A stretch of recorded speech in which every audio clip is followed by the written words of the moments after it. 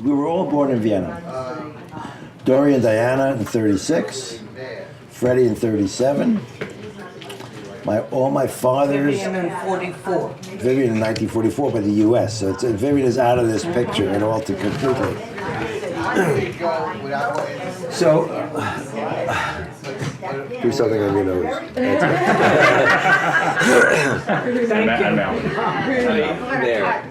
We won't use that shot. I didn't notice. I didn't see. Well, we're going for authenticity here.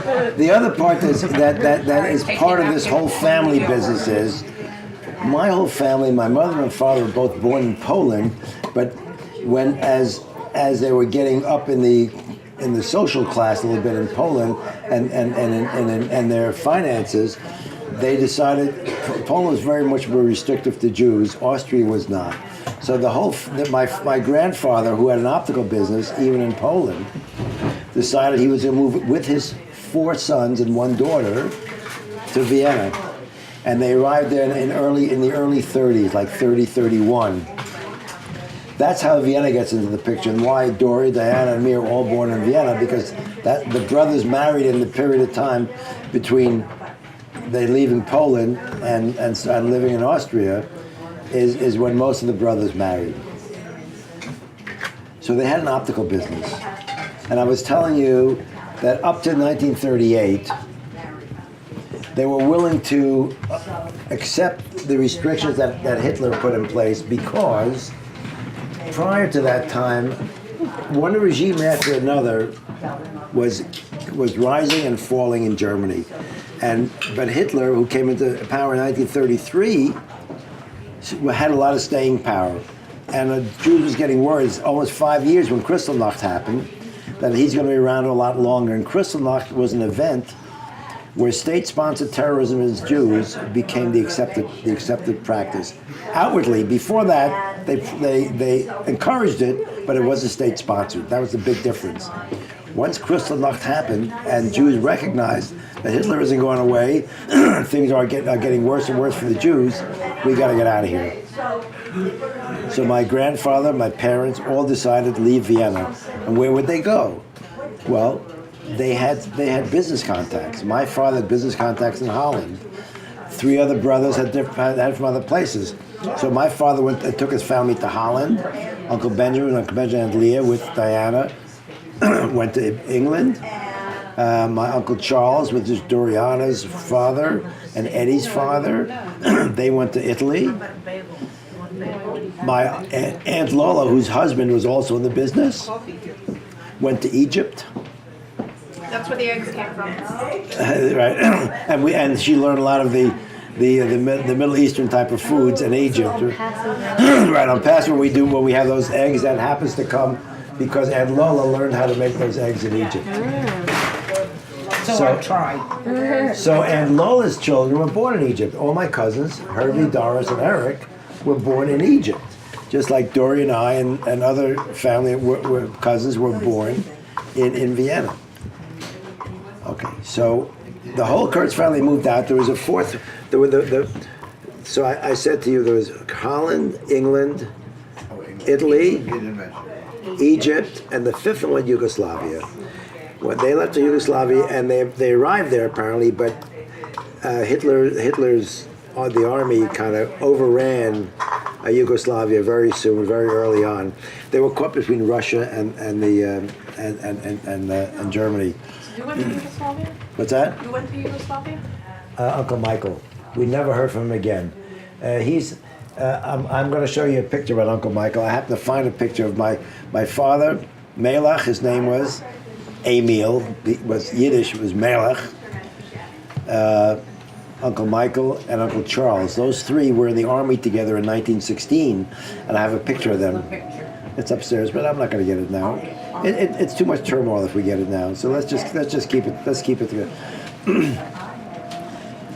And your question was, who was Uncle Michael? What's your question? Did you have a question? My question was who went to Yugoslavia? Yugoslavia? It was Uncle Michael, and we don't know anything about the history. Just like we lived in Holland for a while until before we were taken. So he lived in Yugoslavia for a while with his children, and then the Nazis overran Yugoslavia, or somebody did. I forgot who it was, But in any case, either side was bad for them because the Russians and the Germans had the same type of hatred for Jews. It didn't matter. So who were Michael's children? He had 2 daughters, and I can't think of their names right this minute, but Diana absolutely knows it. Because remember, Diana painted a picture of Uncle Michael with his 2 children. It was one of her Holocaust pictures. Diana, as you know, is an artist. She's a painter. And she's painted Holocaust art that is seen all over the world. And one of the things that she did was, in tribute to the family, she painted a picture of Uncle Michael with his children at the age where they would have been survived at that How did time. she know what they looked like? We have Can you pictures, ask of that course. question again? Pictures. Can you ask that? Yeah. How did she know what they looked like? We knew how Uncle Michael looked because everybody had pictures of Uncle Michael. He grew up with my father and brothers, so everybody had pictures of the weddings and all that stuff. There were tons of pictures of that. And I take it Michael was one of the oldest? I don't know the exact age. Charles was in the family. Charles was the oldest, and Benjamin was the youngest. I'll tell you that. Those are the two extremes Aunt Lola was the youngest. of the boys. Right. Of the boys. Okay. And Lola was youngest of all the 5 children. Right. And she, incidentally, and Lola, I have so many digressions, you see, we're never going to get through this discussion. And Lola, my grandmother, my grandfather's wife, Aaron, my grandfather, Aaron, which I will show you a picture of in a little while, he had several wives, but his first wife was Devora. That was my grandmother. And Devora died at a relatively young age. After Lola was born, and she was like 10 years old, Devora died. So Aunt Lola took on the responsibility of this household of 4 brothers and a father. She became like the mother of the family, even at a very young age. And it showed in many ways because she became very very much. No. She gave a lot of orders to people. She ordered around her brothers, her boss. She was very bossy, and she had this bossy attitude her whole life. And everybody thinks, and you can talk to Diana and see what she says about it. But she thinks that it's the bossy attitude with her children that made them grow up in a very unusual manner. They had resentment, a lot of resentment, psychological issues. Except Herbie the oldest. She couldn't boss Herbie around, and as a result, Herbie, who was a brilliant Did chemist. Michael's daughters survive? No, you're talking. I was talking about Lola. You asked me about Michael. You're making me jump around. Michael's children, his wife and children were unheard of after the invasions of Yugoslavia happened by one of the 2 sides. I couldn't remember. We never heard really what happened to them. Suspect it's Russia. It could have been. You're close to Russia. That's true. So getting back to Herbie. Just give you the Herbie thing. Lola's oldest son is Herbie, and they had 3 children: Herbie, Eric, and Dara. Eric was my childhood best friend. He was my best friend, just like the 2 girls are best friends. And then Melina and Nicole are best friends. I thought Peter was No, my Peter was my best friend from outside, but from the family, Eric was my best friend. He was the middle son. Anyway, so Herbie, the oldest, became, and when he came to the United States especially, he was a brilliant student, and he became a chemist, a well-known chemist, world famous. But I think he was in line for the Nobel Prize. Actually, he was a professor at UCLA, and his name was well known. He had a specific specialty that was called carbon specialty, is it carbon or silicon? Now I can't remember. It might have been silicon, but I'm recording, so I don't want to have the wrong thing on there. It's either this. It was the opposite. So, okay, I think it's silicon because carbon is the other side of the family. But anyway, he was a brilliant scientist and one of the most well-known and beloved professors at UCLA. But in any case, that was a different story. I don't want to tell you their story as much as mine, so let's get off of that. Back to my family in Holland. The last thing I told you about that, we went to Holland. In 38, and it was you don't just go. Since Hitler already had discrimination against Jews and put restrictions, you couldn't just pick up and leave. It had to be surreptitiously. You had to do like undercover. So my mother went with us and with very few suitcases on a train on a quote vacation to the ocean, to the sea in Holland, and we had a business in Holland in the city of Maastricht. Maastricht happens to be on the beach. So Maastricht was a destination. She took us there, and it took months later for my father to put our belongings, ship our belongings a little bit at a time, because he went back and forth to continue the business in Vienna while we were going, and he was kind of sneaking out money, sneaking out equipment. The optical business has a lot of very accurate, like glass eyes and telescopes and microscopes. All that was part of their business. They had to get that out of Austria without the Germans really knowing about it, because he wanted to work that out of Holland and not make Austria his base. So all the brothers were doing that with their equipment, trying to get out and settle to the country that they knew they were going to settle in. So it took a long time for my father to leave Vienna permanently and go back to Holland, which he did by 1939. There was no more Vienna in our background. All the brothers left permanently for their other countries. So now we can fast forward a little bit to 1942. So 1940, the war begins with the Germans declare war by bombing Poland. Poland was an ally of the United States, England, and the French. Maybe I'm wrong. I thought it was early 40, but in any case, war breaks out late 39, early 40, and now. Just interrupt for a moment. There's a lot of other talk.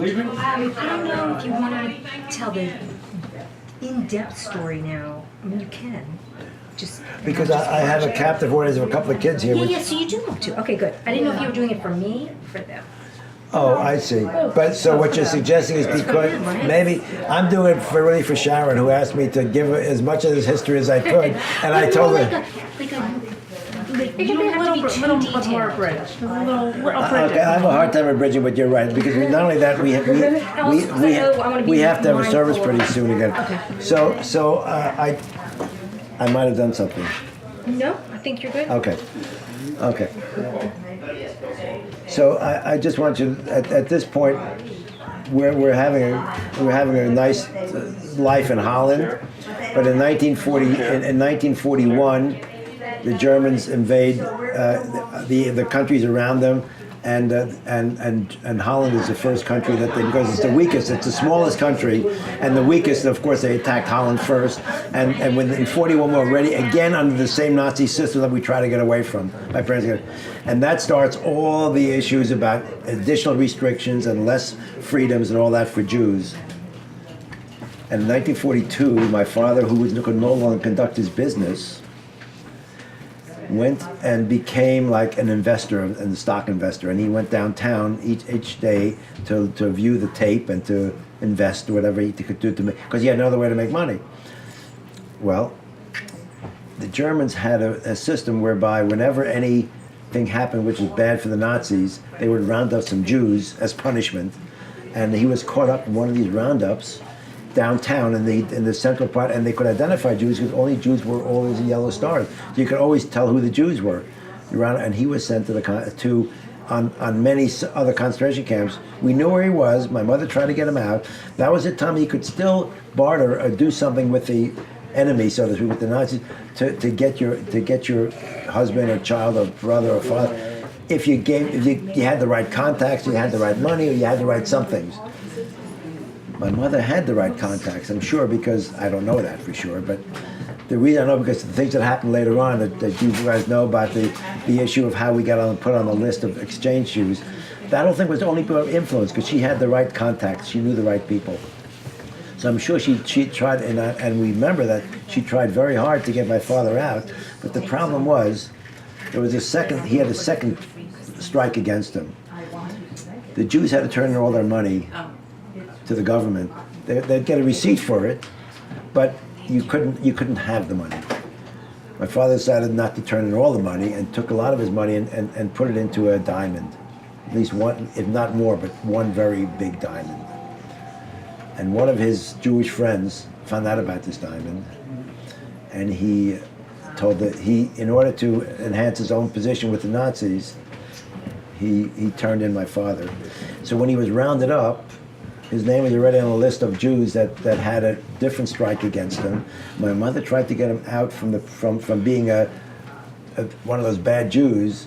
He said that they wouldn't let him go because he had a criminal to complain against him besides, which is having jewelry without permission. So my father could not be bought out, so to speak, and be influenced out, and he got into the system where he went from Amsterdam to Westerbork, from Westerbork to Camp A, B, C, but he ended up maybe D, was Auschwitz. And of course, nobody survived Auschwitz. I mean, to say nobody. 2 million people were gassed, remember, and burned in Auschwitz. 1/3 of the total population of the Jews that were killed in Auschwitz. So once you're in Auschwitz, there's no getting out. Now, some people you hear were in Auschwitz and got out. I don't know how. Well, there are other stories I might tell you how, but that's a different issue. So anyway, so we know after the war, we didn't know that before. He was killed in 1943 in Auschwitz.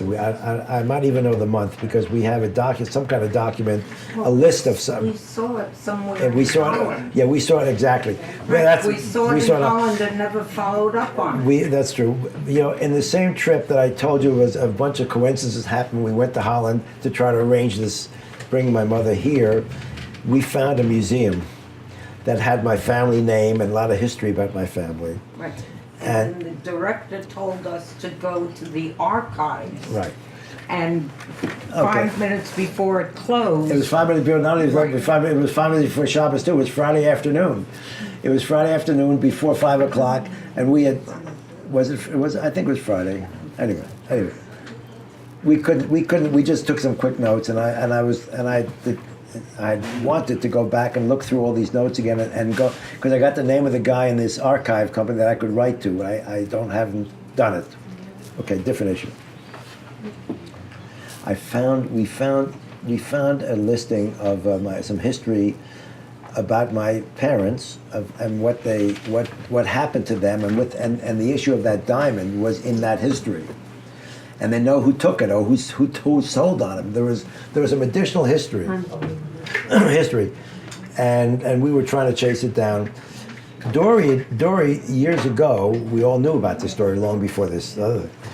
And Dory tried to recover there is an organization called Claims Against Germany, Jewish Claims Against Germany, and who works with giving restitution money to various things. And we wrote to them, we gave them that, we try to get them to help us locate either the diamond or the person who might have taken it and trace that diamond through. She was never successful, and I have never pursued it myself, except when I saw this thing, and there was some forward movement through this particular site that we looked at, and maybe there is more to be told. Good. It's so complicated, though. Maybe Sharon, in my next life, Sharon will be chasing it. No, Jeff wants to do a lot of this searching, so okay, that's true. he does. He's a So history buff. maybe I think I've said enough to give you the early history. Do you Because have- after 1942, yeah. Does anyone have any questions? Oh yeah, good idea. Unless maybe I should just get to his next stopping point, okay? Whatever you I'm want. up to 1942, where my father was taken. It took a whole year past that, middle 1943, when the Nazis were creating raids in Holland a block at a time in the Jewish neighborhood, and it would happen almost every night, or maybe the second and third night, a weekday, whatever. There was an irregular schedule, so my mother knew just about when our turn would come.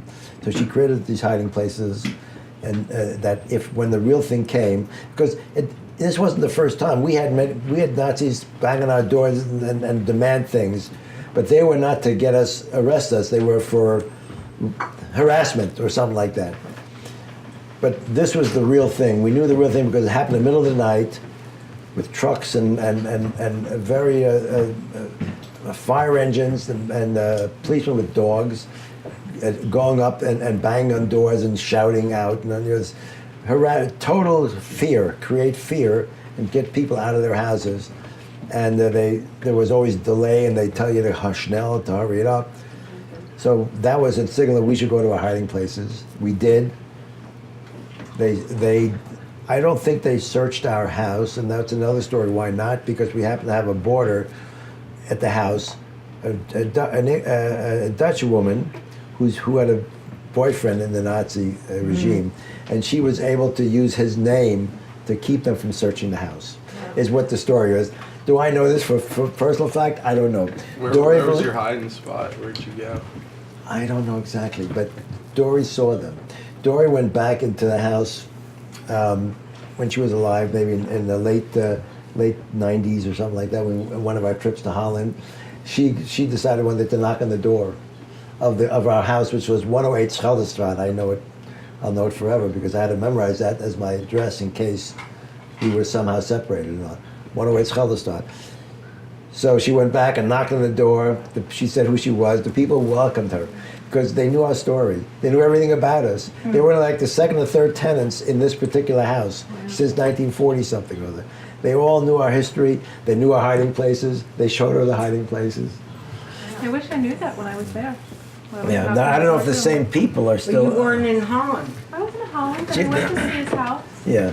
Not Yeah. this past trip, but yeah. But Oh, then. did I never knocked on the door. I never wanted to. I'm a different little personality. I've somehow for many years I wanted to continue to hide this in my to subdue this. Forward, not back. But I can't do it anymore because I speak so many times about my experiences that it's constantly in my mind now. It's a thing that, in fact, it's troubling me because I'm always not thinking about the things that I tried to forget so many years ago. And I think it has an effect on my personality a little bit because I can't free myself from thinking about those days and what I remember, what I don't remember. And I can't, of course, when you tell it so many times and you read so much about it, you don't know what you really remember and what you read. And those two things kind of, and I never had a very good idea from a sequential basis in what order things happened because I was so young. I was 6 years old. You're a child, and you remember. Sometimes we remember bad things rather than good things when we look back on our Yeah, childhood. that's They're right. the ones that we remember. When things are good, you don't really think about them so much. So anyway, so I can't. So now, so why didn't I go in? Because I wouldn't knock on the door to remind me of those things. It wasn't my way. The first time we went to Holland together, I said you should do that. And you said no. No, of course. That was even before I was speaking probably about. That's That was when we before met you you were speaking. in Amsterdam. Yeah, we we- went to Right. the We museum. went to the museum, right? And I showed you probably where our house was, Yes. but not to go in. And you also, as we went through, with each thing that we read, you said, "That's my story. That's exactly my story." Well, okay. So And Frank's can you house. get back to they came to rounded everyone up, took your mother away. You guys were in hiding. Yeah, but I think should Just real everybody else quickly. knows the story at this point. We were in hiding 3 or 4 months. I don't know how many months. My mother was taken to Westerbork. This creates a whole new. Westerbork was a transit camp that everybody who was taken from Holland first went to Westerbork, and from there they shipped out weekly to the other camps. Now, but there's interesting things to say about it. In Westerbork, there's a very interesting story about Westerbork. Westerbork was not a German-created camp.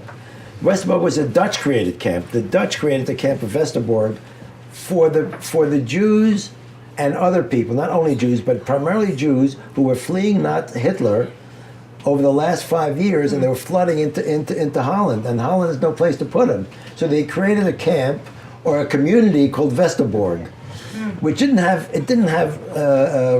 Barbed wire. barbed wire around it.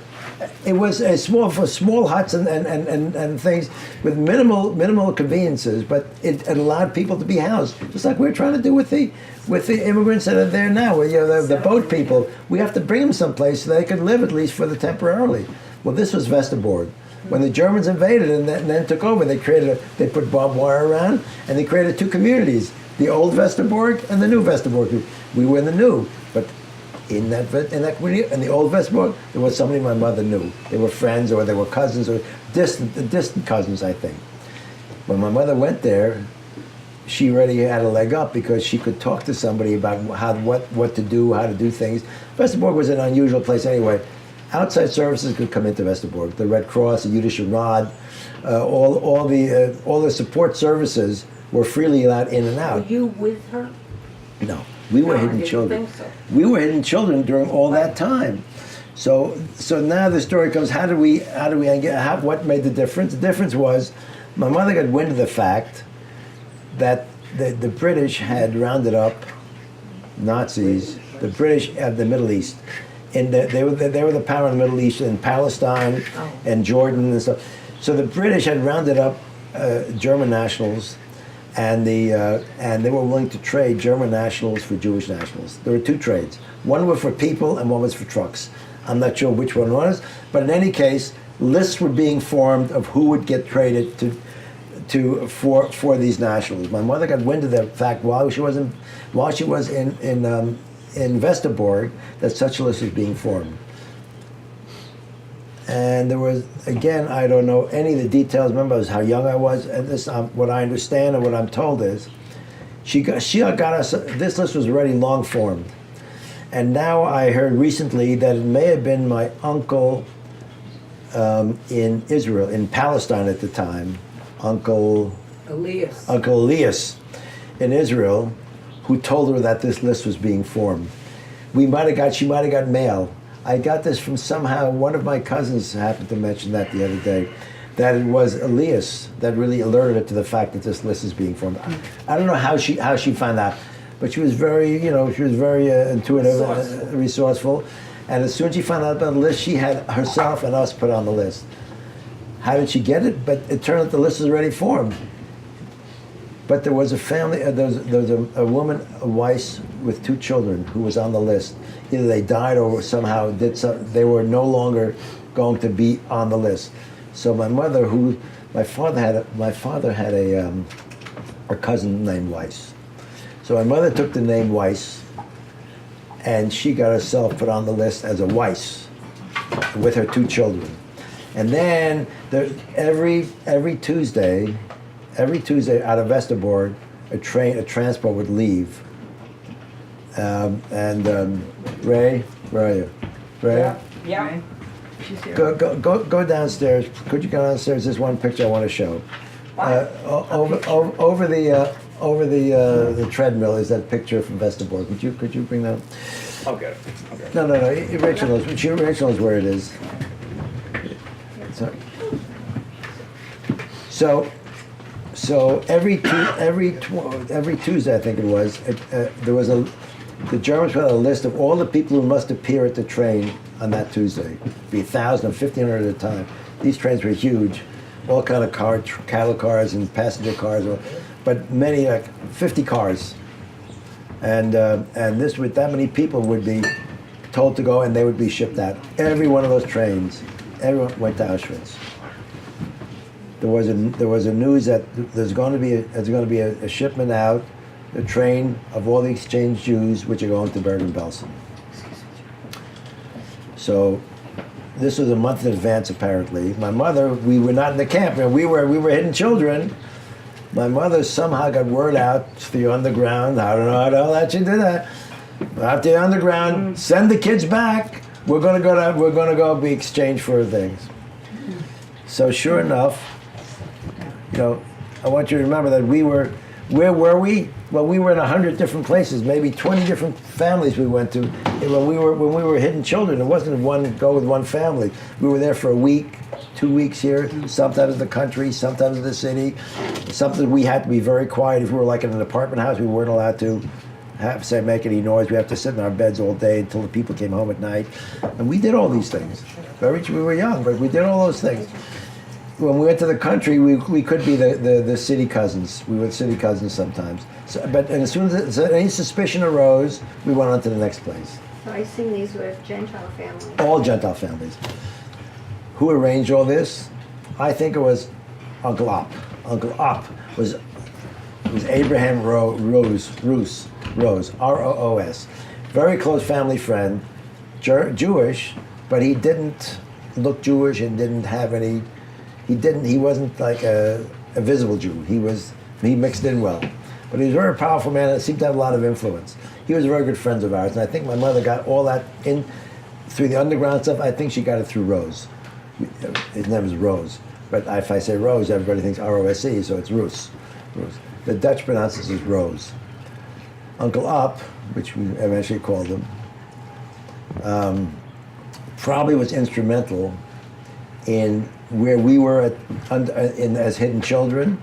And when my mother wanted us back, he was probably instrumental in getting us back into the camp. We had to be smuggled back in because the only way we traveled is at night. We never traveled during the day, always traveled at night, usually in a hidden way, like under straw. I don't want to say always under straw, but under tarps or something, or in the back seats where we would duck down whenever we passed police or anything like that. So we always traveled in a secretive way. And we never thought so much of it, so it wasn't like scary for us because that's what they told us to do, so we did it, you know. But then that one time, and of course I do remember that, is we opened our eyes there with my mother in Westerbork. That was a very major occurrence for us. It was a happy reunion. Happy reunion, of course. Because we didn't understand why we were so long, but it doesn't matter. We got no explanations at that time. It was just a great thing to be together. And we traveled without any clothes, remember, with no suitcase. We never traveled with suitcases.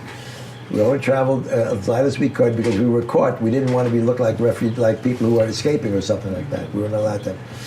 So I came there, you know, with just the clothes on back. My mother had to figure out how she was going to clothe us and what blankets and whatever it needed. Well, this other person that my mother knew helped. So that was a very good thing to. And sure enough, the train in a month, the train that was the only train that didn't go to Auschwitz, our name was on the list to go to Bergen-Belsen. That's how we ended up in Bergen-Belsen. The exchange, of course, of the thousands that were supposed to be exchanged, and we went with at least 1,000, if not more. I think I have a very good book that gives me some of this history. Only about 50 people were ever really exchanged in Switzerland. Could have been Sweden. I can't remember if Switzerland or Sweden now. Of all the thousands that should have been exchanged, the exchange only happened to very, very few. But some were exchanged. The thing about Belsen was, it was not a killing center. Belsen was a concentration camp that had a lot of people come in and out of the camp at different times as a way station, kind of, till you go to because the Germans had this way of shipping people from one to the other. Like that was an everyday thing. The forced marches only happened later on. Somebody asked me about Anne Frank. Anne Frank was in a forced march to Bergen-Belsen much later, near the end of the war, when the Allies were closing in on the camp that she was in, and I forgot which one it was. They were worried about losing their prisoners, so they forced marched them into the camp, which is more interior to Germany, and that's when Anne Frank came to Bergen-Belsen. So I knew I didn't know her because first of all, we were in a special compound for exchange Jews, and she was in a compound of something else, maybe only women or only girls or only something else. And I'll show you in a book that I have, this book I have that shows the layout of Bergen-Belsen and a lot of sub camps inside in Bergen. It was one big camp with a highway running right through the middle, and there was all kind of divisions, and they had different names for different groups. And we were not. I don't know what the group was that Anne Frank was in, but I know I couldn't have seen it because we were distinctly in the group, what's called the exchange Jews. I don't think we were all supposed to be exchanged because in our compound, there were also people that looked strange. At that time I didn't know what they were, but I think they were probably the gypsies, and because they were less kempt than we were, and just the one vision I have, and I tell it sometimes to the classes too. Lice was such a difficult problem in the camps, and there was only one latrine area, one area with water, and the people out hung around around area very much. But I remember the children, these strange-looking children, the less kempt children, would be leaning against the wall. There was no food, there was starvation, everything was terrible. But kids were leaning up against the wall with lice covering their faces. And they didn't brush them away, and I couldn't believe that anybody could stand that without brushing them away.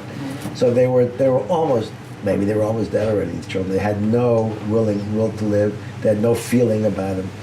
And maybe because they were of the lower class that dirt didn't bother them or bugs didn't bother them. I didn't understand it. Even today I'm wondering, how could these children have ever done this? So why I'm telling you this is because I think we were not only with exchange shoes. There were these other people in there, and there was no rigorous exchange. And I think they just threw people in together. All I know is we were allowed to be, children and parents, and this exchange group were allowed to be together. And we never got a number. Why didn't we get a number? Because the myth of we're going to be exchanged was continuously there. So why would they give us a number? The number was only for people for the permanent residents, or who they killed off and had to keep tabs of in a book or something like that. So this was, so anyway, so I'm skipping out to the end because I don't want to continue this so long. I know people have to leave besides. We want to do Mincha. Yeah, absolutely I want to do Mincha. So wait, at what point in this did Uncle Benjamin and Aunt Leah move to the United States? Way before. So They went, in 38, they went to England. In 1940, I think, before the war actually broke out, they got visas to go to the United States. They had, all the Kurz brothers tried to get visas, even before 38. It worked for some and it didn't work for others. And Uncle Benjamin was a very savvy guy. I think he was able to somehow transfer his application to England, or he somehow got the right people to do it. We also had, maybe ours too, was transferred to Vienna because my mother, in the letters that came after us, there are letters. My mother, after liberation, my mother was still alive for 6 months, remember? And she wrote many letters to her family here in the United States. And she talked about the fact that she urged Emil all the time to get the visa, go to Maastricht and get the visa taken care of. And she lamented that he was always said, it'll blow over, it'll still blow over. And he was never in a rush. And of course he was taken, and then we almost couldn't do it after that. So I think somehow we all were on the edge of getting visas to the United States, but those who pushed the hardest got it. So Benjamin in England, Charles in Italy, and Lola with Stefan, her husband Stefan, got visas to come in. And those three brothers, two brothers and a sister, made it to the United States before the war broke out, 39 or 40. I can't remember, I don't know exactly which year, but that's the year they came. They all came. And they started again the optical business back in the United States. They reinstituted the optical business. It was never gone, but the home base was no longer was there. I think they carried on. Even in Holland, I remember my father had a storeroom that I played in.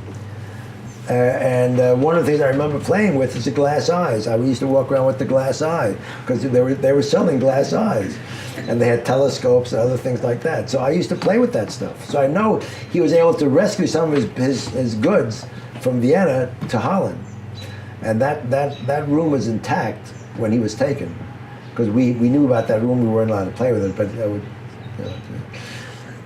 but so that room was still there to the very end. And all that equipment was there. So my father must have been conducting some business in secret, but nothing that he could publicly show. Okay. So is that enough for the moment? Oh yeah. Picture. So this is a picture. Jay, can I help with? This is a magazine from the U.S. Holocaust Museum. You know, the Holocaust Museum used to put out a quarterly newspaper, and this was starting in the early 90s, I think. And we were on the list of, Dory gave a full documentation of our history to the Holocaust Museum in Washington, D.C. One of the founders of the museum was one of my charges when we were growing up in Kew Gardens. I was a youth leader at the synagogue, and he was one of my youths. Oh wow! He was and he became one of the founders of the Holocaust Museum, one of the key people, and he urged us to give testimony. So as soon as we could, we ended up giving a testimony. Dora and I went to the museum, and they said, well, only one person can talk. So who do you think they picked? Mm-hmm. Dory, of course, she's a pretty girl. She's very well spoken. And so I sat and listened as she, and you can go. Anybody can go there and look at her story. You can even look at it online. Nowadays, Rachel, you can look at it online, which is very Laura interesting. said that she found it online. Oh, Laura, you found it online too, huh? Not the whole story. You found snatches. Yeah, like short pieces. They took Ed small and I pieces. watched Edited the 2.5 hour one. Yeah, I'm sure and you that was did. fabulous. Yeah, so right.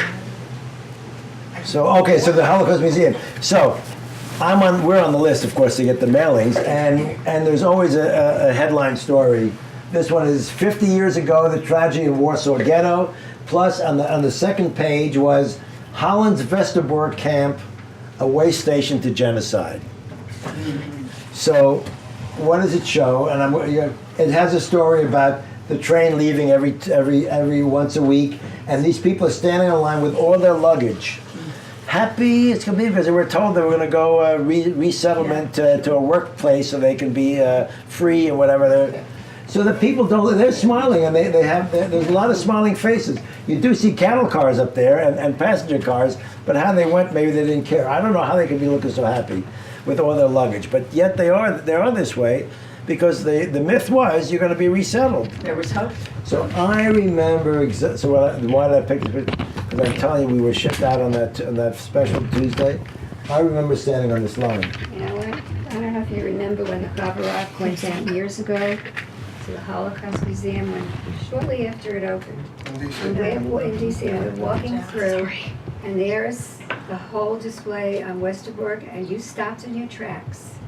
And you started, I remember this, I remember that, I remember this. Yeah, it could be.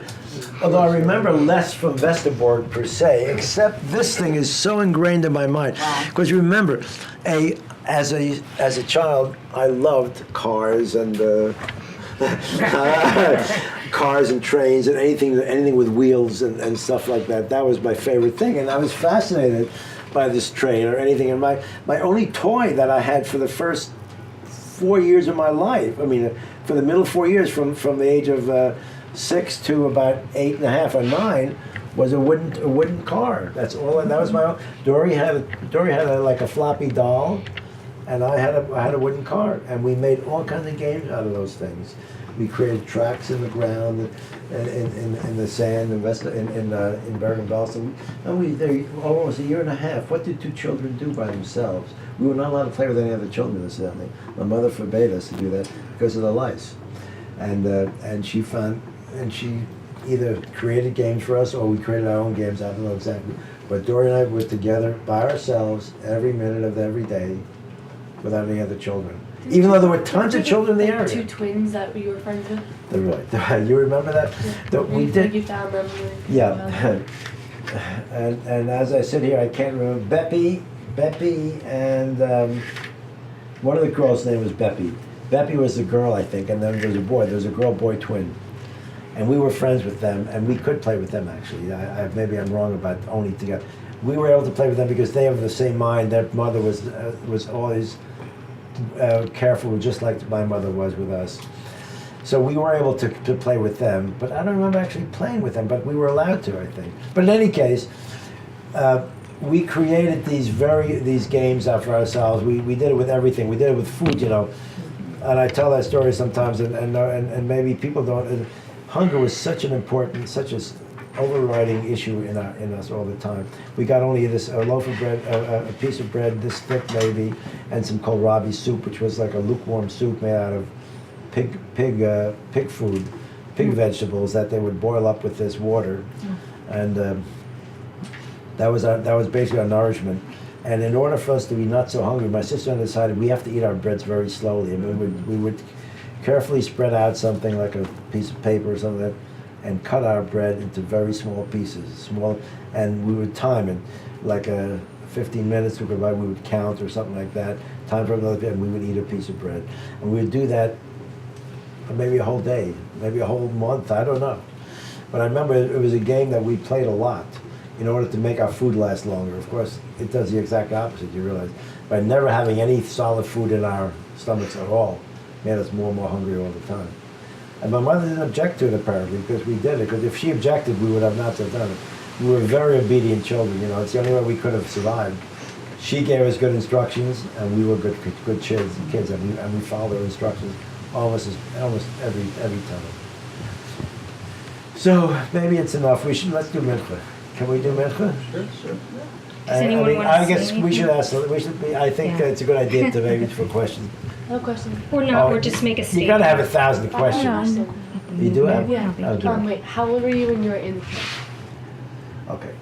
Can you So, say that one more time? How old were you when you were in the camp? yeah, okay, so we went to the camp. Westerbork was September, my mother went to Westerbork, I think, September of 1943. We came there in December of 1943. I was 6 years old, because I was born in 37. I was 6.5 years old. The Westerbork.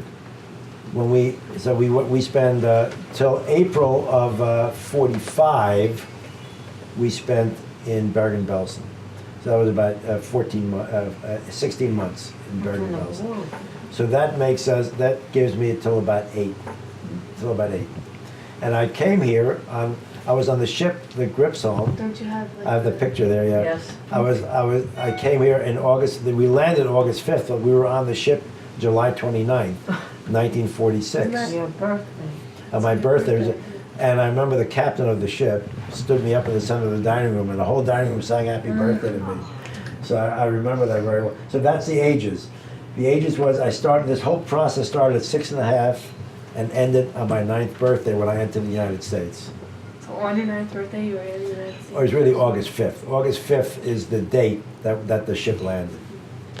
So my passport, whatever it says August. Well, wasn't there like some trouble getting into the United States with like Dory's Yes. typhus? Okay, so somebody get that picture. Maybe I'll use it. Yeah, let's put that. Gloves. Yeah. The boat one? Where is that? Do me a favor and. Oh wait, that's not the picture.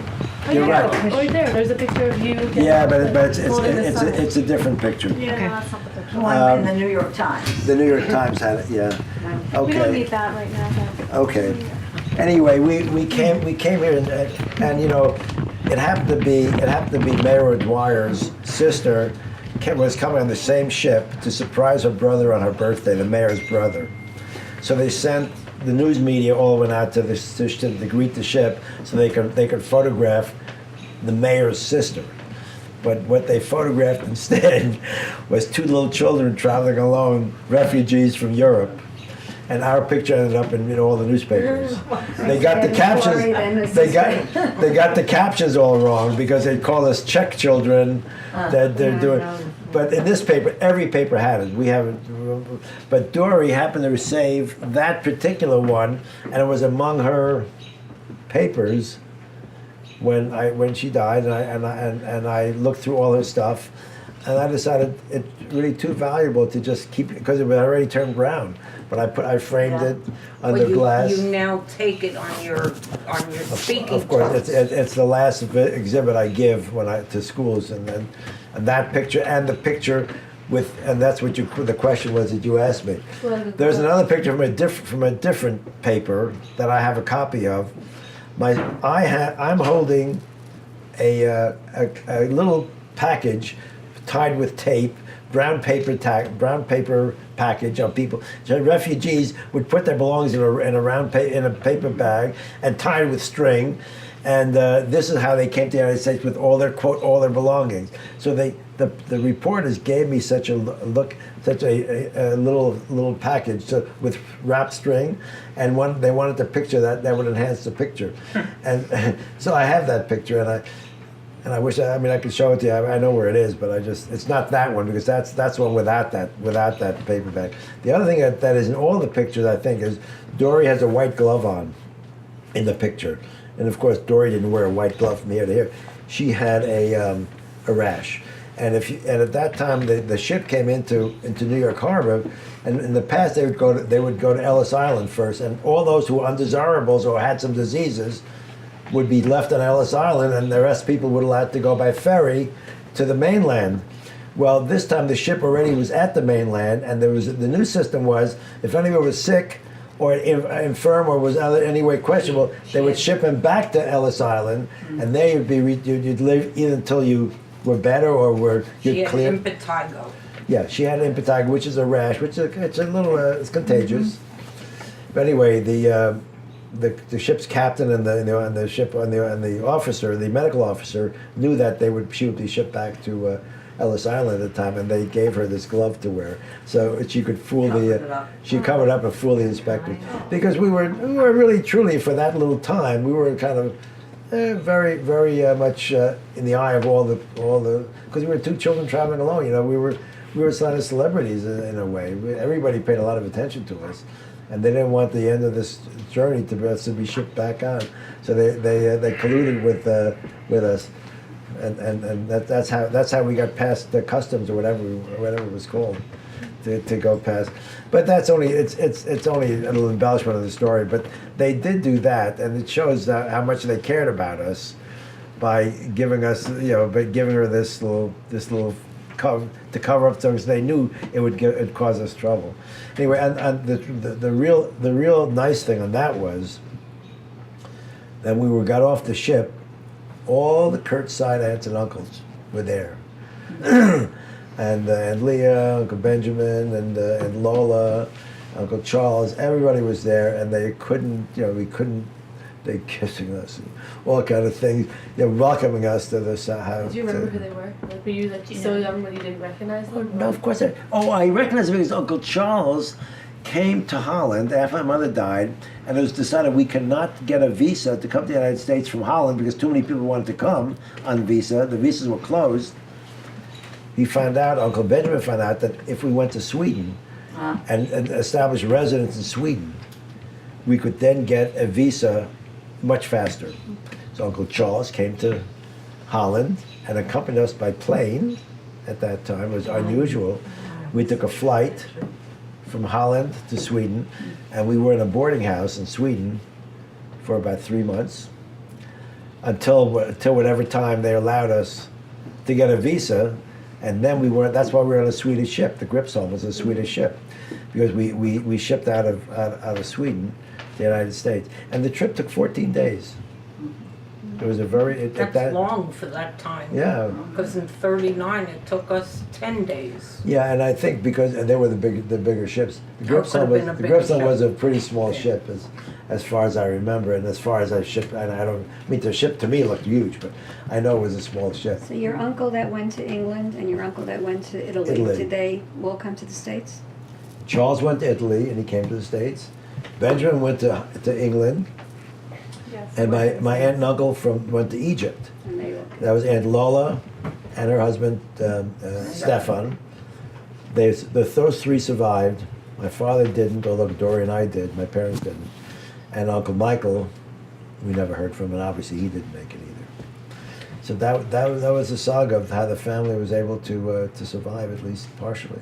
So when you came to the U.S., did you know you were going to live with Aunt Leah and Uncle Benjamin? No. Well, did we know? Well, once the family got wind of the fact that we were safe, that we were alive, there were many letters back and forth. My mother, because corresponded with Uncle Benjamin and Aunt Leah, mostly Aunt Leah and Uncle Benjamin, also with her sister. And I think they told us that... Her sister was Aunt Mary. Oh, Aunt Mary, yeah. I'm talking about the Scheffler side of the family. I don't know if my mother had a hand in deciding where to go. But there was no question by the time we arrived, we knew that we were going to live with Aunt Leah and Uncle Benjamin, and Diana and Vivian at the time. We had never met Vivian. And didn't your uncle meet with Truman? Yes, there is a story about that, and I think it's true. Uncle Benjamin went to, even though we were in Sweden, there was still a waiting list, and we had to advance on the waiting list to get here in any reasonable amount of time. And Uncle Benjamin, I don't think he knew anybody. I don't think he was, but he was kind of a go-getter type of person. That he says, if there's a way, I'll find it. And he went to he got an interview with the White House. It wasn't Truman per se. Oh, okay. I don't think. I think he got to one of the what do you call it, the helpers. Senators, representatives. No. Immigration person. Right. No. I think it's somebody in the White House. One of the people in the White House. What are the Staff. One of the staff members of the White House, and gave him a story of why it was so important for us to come. And the story was, and Dory tells us, I think, in that thing, was that Truman introduced a bill that allowed us to move ahead somehow in the immigration sequence. Truman had to sign it, but of course he didn't know who he does. Though presidents do many of these things, for constituents. So there must have been Uncle Benjamin somehow pushed the right button, and it was very much Uncle Benjamin's nature to go and do things. He was the brains behind the whole Kurz optical business. When he passed away in 1957, right? 57. When he passed away, is when the business went downhill. And Charles and Stefan were in the we had a manufacturing arm too. Benjamin was the distributor, and Charles and Stefan were the manufacturer. We opened a factory to create frames and other Zal goods, and Benjamin kind of ran the whole thing, but when he died, that whole operation started to deteriorate, and Stefan and Charles never could carry the load, because Charles went back, took over Benjamin's job, being distributor, and he screwed everything up. That was the business I was supposed to go take over, and they asked me to do it, and I wanted to do it, because I only became an engineer temporarily until I could join the optical business in my own mind. And everybody told me, that's, you have to come into business. Oh, I want you to know, the brothers, when they opened Kurz Optical in the United States, incorporated in the United States, Dory and I were 1/5 owners. Oh, wow. The family is very close, and there was no doubt that if it should happen that any of Emil's children would survive, he would be always. So they wrote Uncle Michael in it too. They wrote a Michael and Emil into the contract. They were part owners. So I was going to go and work in my company, and I was an engineer, but only for a time, until they thought I was smart enough or good enough, whatever, for the join. Turns out they had a European mentality on how to run a business. The workers in the union killed the factory. It was a time where the unions were coming up in the late 40s, protests, and they stole from. They didn't know how to control any of that, and also they operated without much credit. They wanted to do everything at a very high cash exchange level. So because that's how they were trained in Europe, that's how you do business. In America, you don't do that. You do it on credit.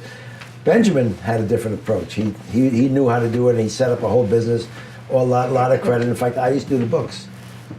I earned money. That's how I earned my money when I was a teenager. I did the books for Benjamin. I mean, it was my uncle. I lived in his house. He brought the books home. I tallied all the. We had branches in 5 cities in the country, in this country, with California, Philadelphia, Chicago. There was a Texas one, but that wasn't big. There was another big city. Terrible, I don't remember. But anyway, there were 5 sets of books, and I kept all the books. So I knew the business from a paperwork point of view, but when I went to work for RCA at the time, I didn't think it was any very permanent. So at the time, Benjamin, I graduated in '59.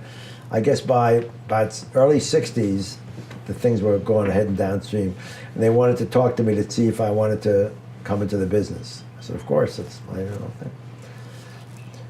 Well, this question. Yeah.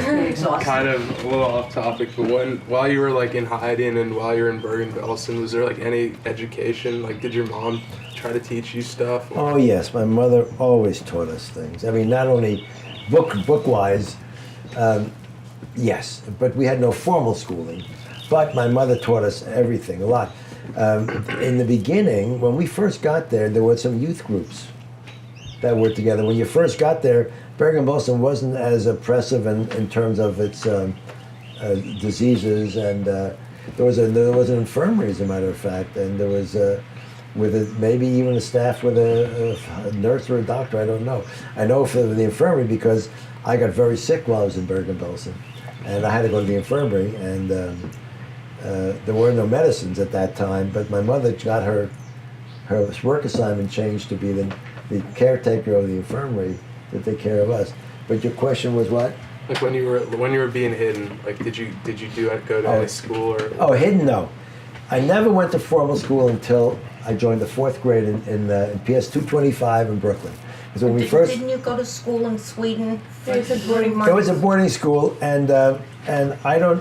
Where did I read that we had some? I read somewhere. What was I reading that we had English lessons? But I don't remember any English lessons. I always say that I learned nothing in Sweden except for 2 things: chewing gum and cranberry sauce. And cranberry sauce? They had cranberry sauce with the meat. I never could think of eating jam and meat together. That I learned in Sweden. And chewing gum was that? Oh, you like it? Oh yeah, it's Still the does. only way I eat chicken now. Homemade is always better though. So Well, it is. okay, I'm getting so the only formal school. Now some say I might have learned some English in the boarding school. If they were smart, of course they would have taught me English. But Did you know like some Swedish stuff? yeah, we did at that time. I don't know anything now. I hardly know my Dutch anymore. Dutch was the language I spoke. Dora and I spoke together Dutch. That's what. And my mother spoke to German to us. So you don't know like any German or Dutch? Yeah, I understand German. Seems like If you Diana, don't she use it, remembers German. Diana, well, okay, Diana knows German, not only because, there's so many things I can tell you. We had Aunt Leah's mother lived with us, and she spoke Yiddish. And because she spoke Yiddish and German are very similar in many words, and we spoke to her grandmother for years while we were growing up. So German was a number, but Aunt Leah spoke German and Uncle Ben, and they spoke German together, Aunt Leah and Uncle Benjamin, and they spoke to their mother in kind of quasi-Yiddish, which was mostly German. So that part of it we knew. Diana, in addition to having that same experience as me, she's gone back to Austria 6 times. Her art is all over the Austrian museums because they're doing penance. The Austrians are buying her art like crazy because it's guilt. I think it's out of guilt. She's a good artist too. I don't want you to say anything, but I think they make a fuss about her much more than they would have if she didn't have all this Holocaust art that she paints, and that they could display in all the embassies. The Austrian embassies have it to show. You see, they even show it that they now are so sorry that they support Jews. I mean, I don't. I'm just saying this from I'm so prejudiced and still in my mind against the Germans and the Austrians that I can't say a nice thing about them. Although I must tell you that I think the Germans have redeemed themselves better than the Austrians. If you went back to Germany and Austria, you would see firsthand how they're trying to display their their penitence to the Jews. I know, and the Germans have been fantastic. The state of Israel, I think, is only existence because financially Germany supported Israel in its formative years beyond anything that any other country in the world did, and for that they get a lot of credit. Austria, I think, was never any good. I don't think it's good now. Germany. Austria. Austria wasn't good then, and it's not good because I think they still have the same hatred of the Jews that they had then. Correct. Germany, at least outwardly, is apologized, and they try very hard. there are a lot of Israelis that go destroy back. the concentration camps, right? It's like you're not allowed to. What? Well, they're historical places. But I want you to know that Bergen-Belsen was burned to the ground. Well, that was while during liberation, because it was filled with so much disease and lice that the British who liberated the camps could not clean up the place, and so they took out all the people who were still alive and moved them to a small town nearby where the guards used to live, called Bergen-Belsen, and they burned the whole camp. And this was a camp which was a quarter mile, maybe a half a mile long and wide. So this was a major fire. This wasn't just a little fire. There were hundreds of barracks that they burned down. And this issue of moving the people out to the camp, the book that I have, that I look on the left side of the second shelf, in the middle of the shelf, there's a white and black book, and that says Bergen-Belsen, 1945 to 1965. It's a book about the history of the people that were captured in Bergen, that lived in Bergen-Belsen during the war and lived and survived. And after the war, lived in this little town of Bergen-Belsen, and later on slowly when they started moving out to Israel and the United States. 20 years later, they had a reunion in Israel, and that book talks about all the reunion. 2/3 of the book. The first third of the book is all the things that happened during the war in Bergen-Belsen, and I got a lot of information that I didn't know when I was there, when I wouldn't have been educated enough, but I get out of that book. That happens to be a valued, very own book that I got. The editor of that book is a guy called Sam.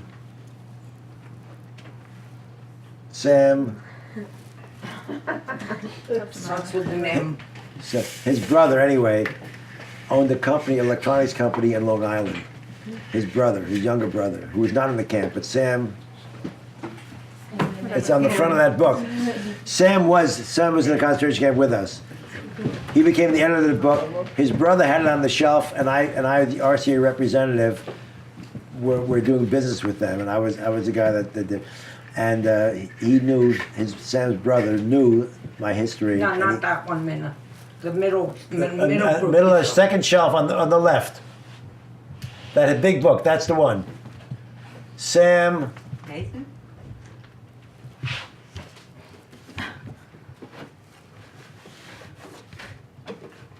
The bottom thing, Sam. Bottom line. Bottom line says World Federation of Bergen-Belsen Association. Okay, go up one. Sam E. Block. Sam Block. Sam Block was the person, was the editor. B-O-C-H. Was the editor. B-L-O-C-H. Was the Bloch. Which is my mother's maiden name. Okay, but there's no relationship there. Anyway, this is, you asked me, I forgot what you asked me, but you see, this Bergen-Belsen 1945 to 1965, this book gives us tremendous history of the Jews, the Jews who later went to Israel, and they had a reunion there, but also in the first third of the book, and these are some of the pictures. I guess I should leave it out for some of you guys, because I mean, this is what the British found when they liberated the camps. All these pictures, and this is a picture, and I show this to the schools when these are the guards. It's laughable. This is the master race. The guards of Bergen-Belsen. Look at these mugs. Are these the ugliest and the most atrocious looking people that you've ever seen in your life? I mean. They were mostly hanged after the war, suddenly, because of their cruelty. Look at the top right-hand corner. What's his name? There's just so you know, Top there left-hand, are left. several documentaries on people that are hunting. They hunt down Which one? Can you read this the guy? Gestapo, I guess you call them. Well, they're mostly Israelis. These two. I remember this one. They're mostly Israelis that do that. Joseph But Kramer. there's Joseph Kramer was. tons of Okay, just wait for a documentaries minute. on cable that you can that are just called Irma- Nazi. Grease. Yeah. Or something. Okay, All the guys have like the. Yeah, that's right. They might have copied Hitler. But anyway, Kramer was the commandant of the camp. He was hanged right after the war. Good. And Irma Greasy, who I remember that face because she's the one that beat my mother. There were times when the guards were so cruel, and they beat people for no reason whatsoever. And I remember this woman beating my mother, and she was also hanged. She was hanged afterwards, but she was the cruelest. They called her the Beast of Belsen, I think. Is that the one? Yeah. Say Beast of Belsen? Yeah. But Nicole, I think you also asked, are there concentration camps that you are allowed to go back to? Yeah, I know there are. There are, but what the Germans, what they did was, when they realized they had historical places on their hands that they would have normally tried to cover up, to their credit, they decided to preserve them to teach the lesson of Nazism and the negative aspects of it and how they treated people. So And this, Dachau, Dach- is where we went. We didn't go to Dachau, but we were going to. We did a lot of And research. Treblinka. Is My teacher went to like Sachsenhausen. so, Yes, but Sachsenhausen. Dachau is preserved in a sense. They sort of they made it a camp that you can actually go to, and they recreated some of the barracks and a couple other places. Yeah. So And Terezin, which we actually went to, We went to. is amazing. It's an amazing, it's unbelievable place. Well, Terezin was the It's camp that the huge- Germans used as a show place. Yes. There were Exactly two what it camps in looked Terezin. There was an outward camp that had nice facilities, played music. That there were concerts by the inmates. The one for the artist, was it? I don't know. Musicians. Musicians, but behind this facade of normalcy, they were killing people in the background. It looked like Teresa looked like an So for- absolute fortress. Looked like a fortress, and it was something you can't even But as the imagine. Red Cross was coming It was a through, walled they town. cleaned it all up and made it very beautiful. Oh,